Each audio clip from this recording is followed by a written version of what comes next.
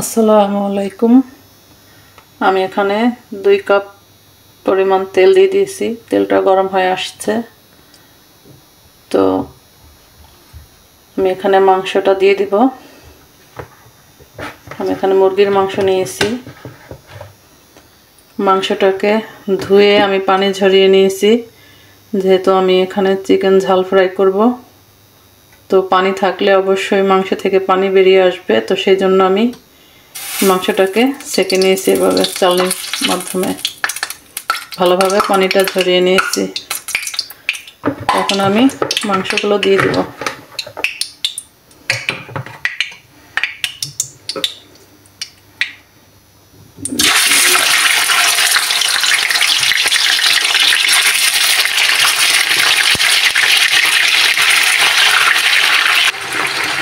মাংসটা দিয়ে আমি লাল করে ব্রাউন কালার করে ভেজে নেব, লাল লাল করে।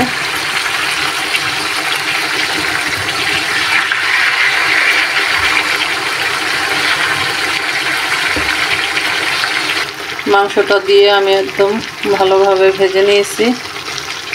ভাজা হয়ে গেছে। মাংসের মধ্যে পানি ঝরিয়ে নেওয়ার কারণে কোনো রকম পানি ছিল না, তাই খুব সহজেই ভাজাটা হয়ে গেছে। তো এখন আমি এর মধ্যে দিয়ে দেব টমেটো।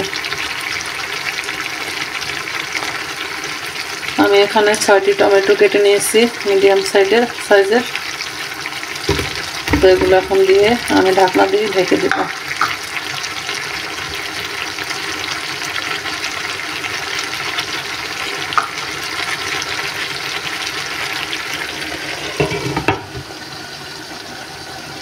অপেক্ষা করব টমেটোটা ভালোভাবে গলে আসা পর্যন্ত।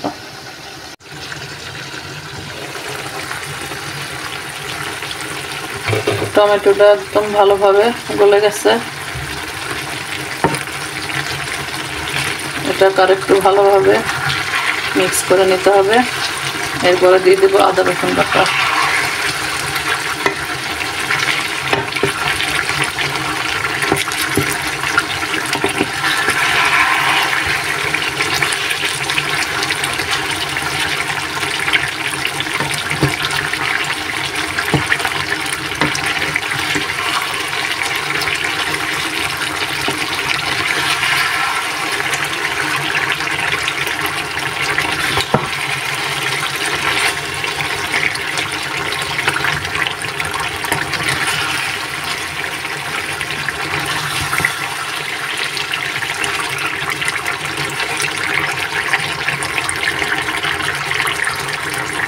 এখানে আমি আদা রসুন বাটা নিয়েছি 2 টেবিল চামচের একটু বেশি।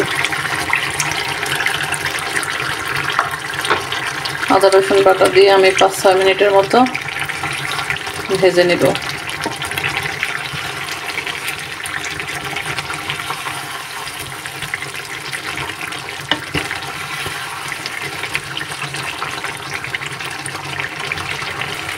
আদা রসুন বাটা দিয়ে আমি 5-6 মিনিট কষিয়ে নেওয়ার পর একদম ভালোভাবে ভেজে নেওয়া হয়ে গেছে।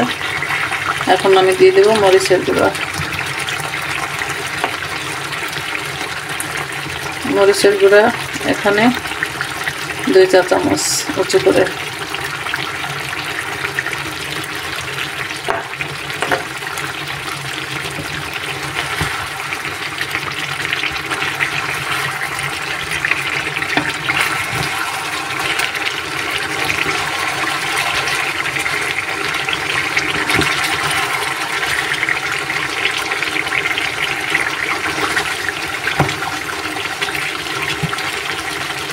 আমি মাংস ভাজার সময় লবণ দিইনি, কারণ লবণ দিলে পানিটা ছেড়ে দিত, সেই জন্য। এখন দিয়ে দিচ্ছি পরিমাণ মতো লবণ।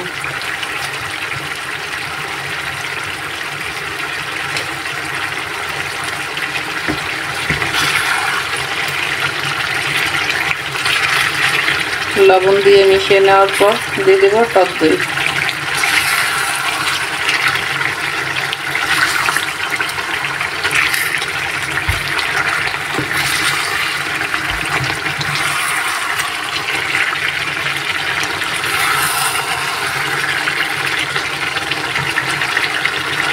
টক দইটা আমি চুলার আঁচ কম করে দিব যাতে ছাকড়া ছাকড়া ভাব চলে না আসে।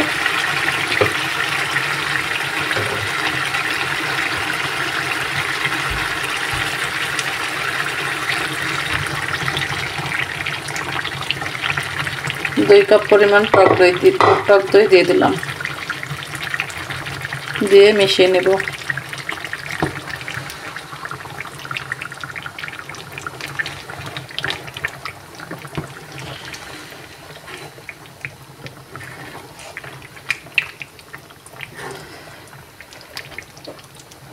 টক দই দিয়ে মিশিয়ে নেওয়ার পর আমি চুলার আঁচটা আবারও বাড়িয়ে দেব।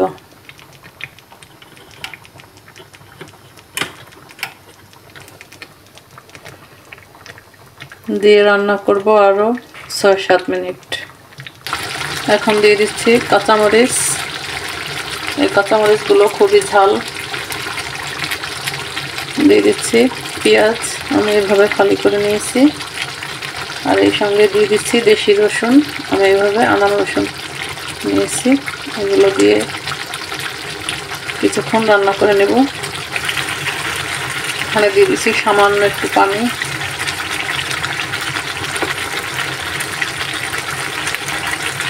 এই সঙ্গে দিয়ে দেব গোলমরিচ গুঁড়ো, কালো গোলমরিচ গুঁড়ো, আমি এইমাত্র গুঁড়ো করে নিয়েছি।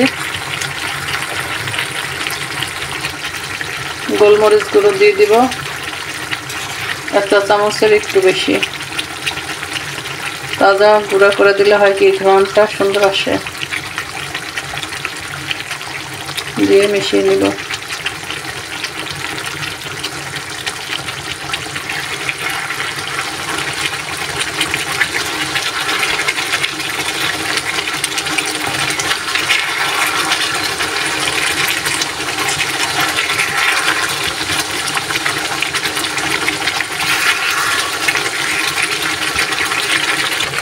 এখন দিয়ে দেব ধনিয়া পাতা।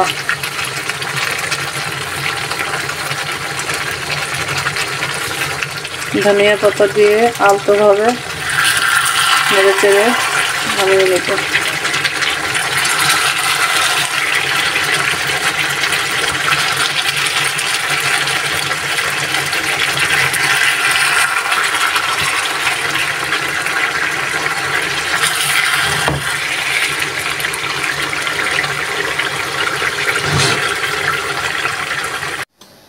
চুলা থেকে নামিয়ে নিয়েছি, এখন পরিবেশন করব। তো খুব সহজে রান্না করে নিলাম চিকেন ঝাল ফ্রাই অল্প মশলায়।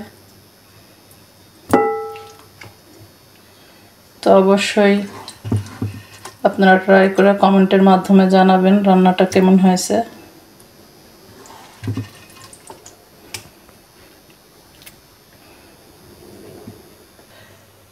তো এরকম সহজ সহজ রেসিপি পেতে আমার চ্যানেলটাকে অবশ্যই সাবস্ক্রাইব করে রাখবেন। আর ভিডিওটা ভালো লাগলে অবশ্যই লাইক, কমেন্ট এবং শেয়ার করতে ভুলবেন না। তো সবাই ভালো থাকবেন। আসসালামু আলাইকুম।